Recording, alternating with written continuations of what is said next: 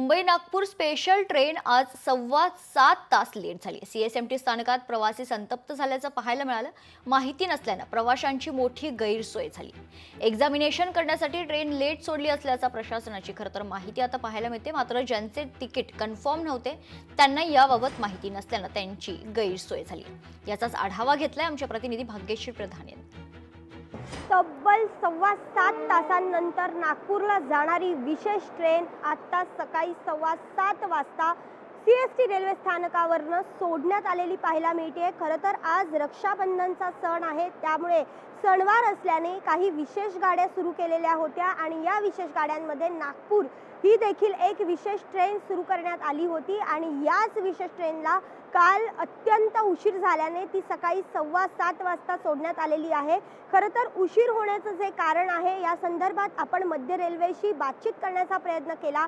या वेळेला मध्य रेल्वेचे मुख्य जनसंपर्क अधिकारी स्वप्नील नीला यांनी सांगितल्यानुसार ज्या ट्रेन संदर्भात ही घटना घडली ती ट्रेन एक्झामिनेशन करण्यासाठी म्हणजेच तपासणी करण्यासाठी ही ट्रेन उशिरा सुटली। याचबरोबर या ट्रेनच्या जे कन्फर्म तिकीटं होती ज्या नागरिकांची ज्या प्रवाशांची त्यांना ऑलरेडी सूचना देण्यात आलेल्या होत्या। संध्याकाळी 7 वाजल्यापासून या सगळ्यांना मेसेज देखील पाठवण्यात आलेले होते। ही ट्रेन उशिरा सुटणार असल्याचे हे मेसेज होते असा त्यांचा दावा आहे। या व्यतिरिक्त जे कन्फर्म तिकीटं ज्यांची नव्हती त्यांना मात्र या संदर्भात आपण मेसेज पाठवत नाही किंवा आपण कोणतीही सूचना देत नाही, त्यानुसार ती लोक देखील इथे पोहोचलेली होती स्थानकात आणि त्यानंतर मोठा गोंधळ झाला।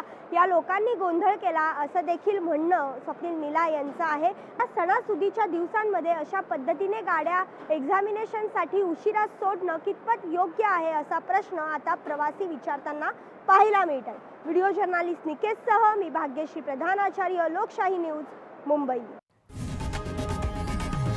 लोकशाही मराठी ऐका, पहा, जागरूक रहा।